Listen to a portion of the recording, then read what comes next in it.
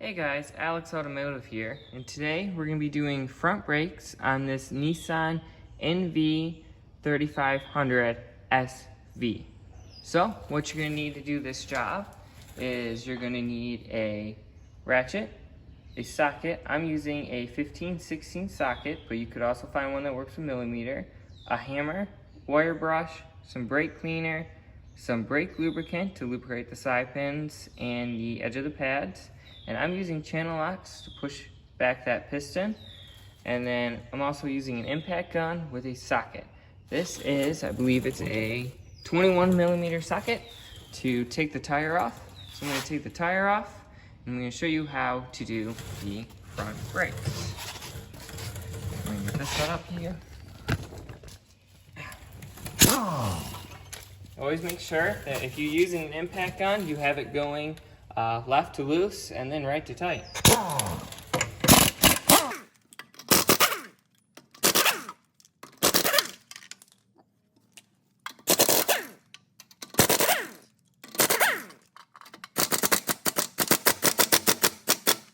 Okay, and you always want to make sure you leave one end so you can still lift the car up. So I'm going to go over here. You see, I got my jack right here, and I have it lifting up on the front engine support frame. So I'm gonna just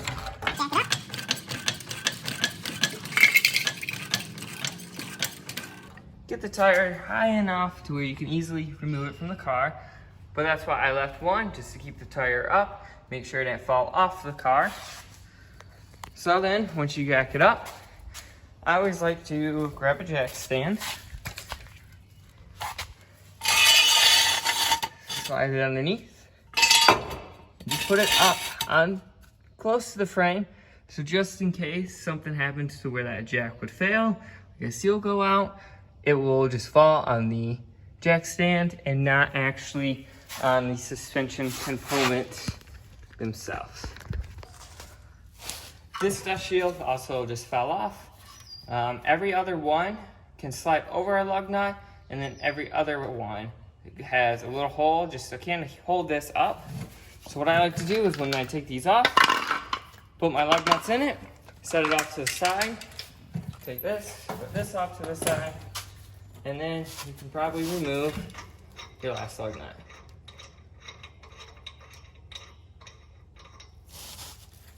Put that with the other ones, and then take the tire off.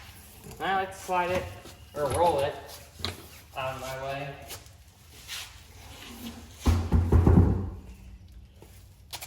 Okay, so now we got our brake exposed.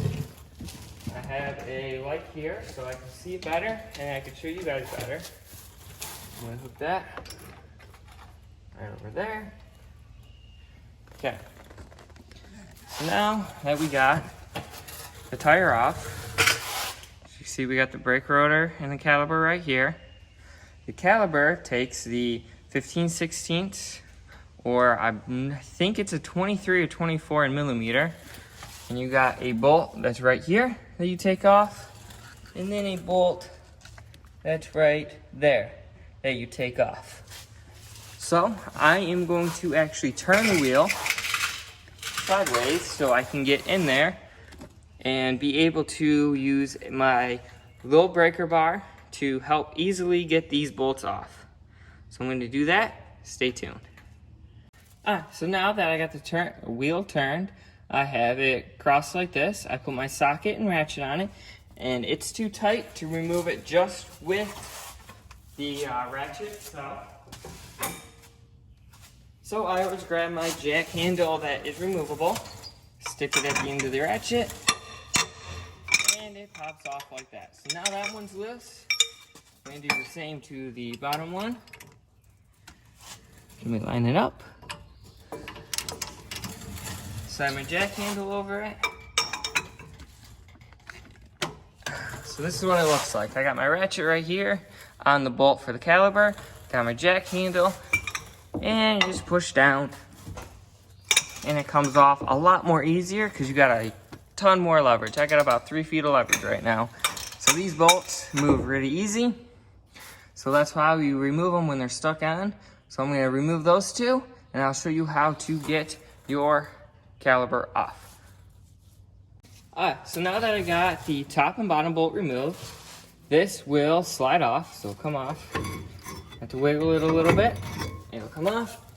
I put mine right above the rotor in that, and then you got your two pads. So you kind of push the bracket down, it releases the bottom pad, put that down, and then you keep pulling, it'll release both slide pins. So we remove the whole bracket unit itself. So you just set that down and out of the way. I like to take my caliper, and then you can grab one of your older pads, kind of put it up right against the pistons, grab your rib joint pliers, put it between the piston and the caliper, and make sure the pad's right here so you don't break anything, and then you squeeze just until it gets super hard and the pads almost look flush, or not the pads, my bad. The piston looks flush right around here, just so you can put the new pads on and and then slide it over the new rotor. But I'm replacing these personal brakes because they're making a squeaky noise. And the main reason they're making a squeaky noise is because they got the rust built up right here and a little bit of rust built up over through here. So what I'm going to do now is I'm going to take my caliper.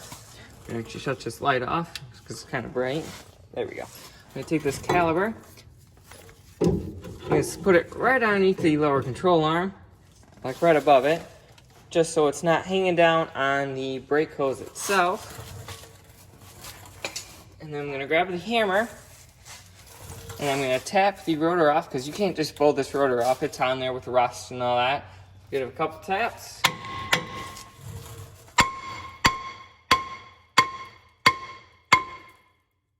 And as you can see, it moved, so I knocked enough rust off to get the rotor off.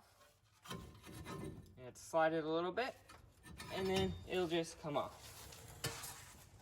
And then you want to slide that out of the way. So then you'll just have the hub and wheel bearing right here. So what I like to do is take a little bit of brake cleaner, make sure there's no little chunks that could get caught in between the new rotor and the hub. Go around, just kind of clean this up a little bit. You don't have to get all the rust off, just kind of clean it up a little bit. And then we are ready to install the new rotor. But what you want to do before you install the new pads is take your bracket, which is right here, and we got the two slide pins that kind of have a little bit of black grease on them that you want to clean off. And you also have these button clips right here that you just want to remove. And then you want to make sure with your new parts, they always come with extra hardware, because sometimes the new pads do not come with extra hardware. So after you remove those, I take my rag, and I like to just go over these slide pins. Just try to remove as much of the grease as possible. And as you see, this one has like a rubber little seal around it. You just want to make sure you don't rip it, and just clean the grease off of it. And then you can take your wire brush and kind of go over where the pad sits. So you got where these button clips were, you got these little notches right here on the bracket. That's where your pad sits. You want to just take a wire brush and knock as much of that rust off as possible. Go through it, clean it up a little bit. And you want to try not to breathe in this brake rust, because there is some chemicals in it that could affect you in the long term. So you always want to make sure that you try not to breathe any of that in. Try not to breathe any of the brake cleaner in. So I'm going to go get my new parts, and I will show you how to install them. So I got my new parts. So I got the brake pad right here that has a little clip on it that squeaks really loud when you get down to really low. And then I got a pad that does not have one of those on it. So this one is the outboard pad, which means it goes on the outside of the car. This one is the inboard pad because it goes right between the piston and the actual brake rotor. So this pad right here will always wear faster than the outboard pad unless you have a sticking slide pin or something to where this one is grabbing more than this one. But this one should always grab more. That's why you want to grease up your slide pins. I got more brand new button clips that came with my rotors, so I can put those on. And then I got the big rotor itself. So you want to slide that on. And then I like grabbing 2 lug nuts from where the tire came off. I put one on top and then one at the bottom, just to kind of hold my rotor in place. And then typically when rotors come in, they have some rust preventative oil on them to help them from not rusting in the box and that. So what I like to do is, after I get this all set up, take a little bit of brake cleaner and spray down both sides of my rotor. Take my rag and just kind of clean it up a little bit, just so I'm not contaminating the pads with that kind of oily stuff, because it may cause it to rust faster or make a squeaking noise. So I just want to clean that up. And then grab my grease. So I got this right here. I'm using copper anti-seize. So this looks like a little bit of copper in it. So I want to grab my bracket. I'm just going to go over the side pins real quick and just make sure that they have a little bit of grease on them, so they do not stick or hang up and cause an uneven pad wear. So I got it on both slide pins right there. And then I want to grab my button clips. And how they were installed before is one side, the little lip goes in there, and they kind of just pop in right underneath there. Same for the other side, it goes in the hole, pops in right there. And then for the bottom, this side goes like this. Well, no, technically it goes like this. There we go. Nope, wrong way. They go like this. There we go.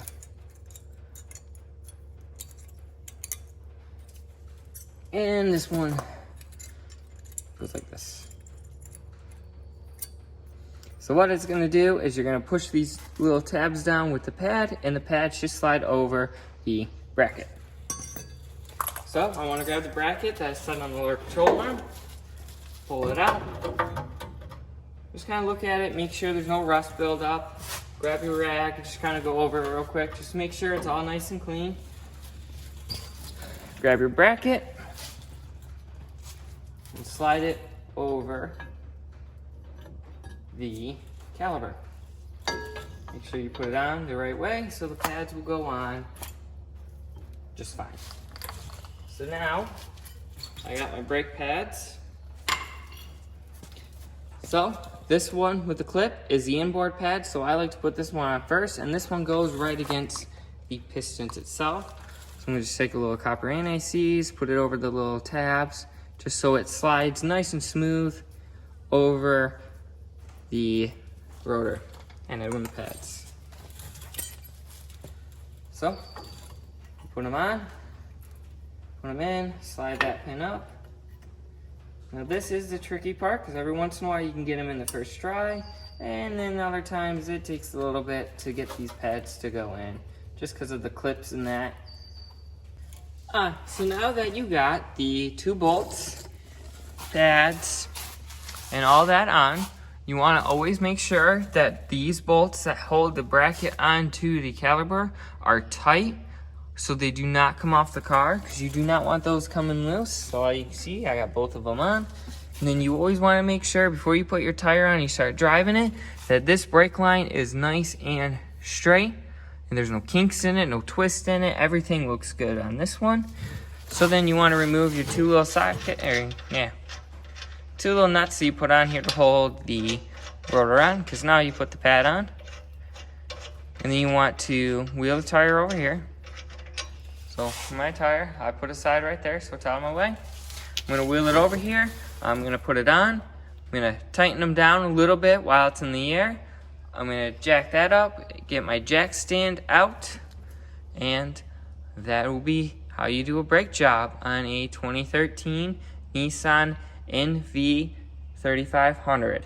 So, if you enjoyed this video, please hit the subscribe button and leave a thumbs up. I'm trying to reach 500 subscribers, so any little bit will help. So, if you like the video, just leave a like and subscribe. If you have any questions, you can leave a comment down below.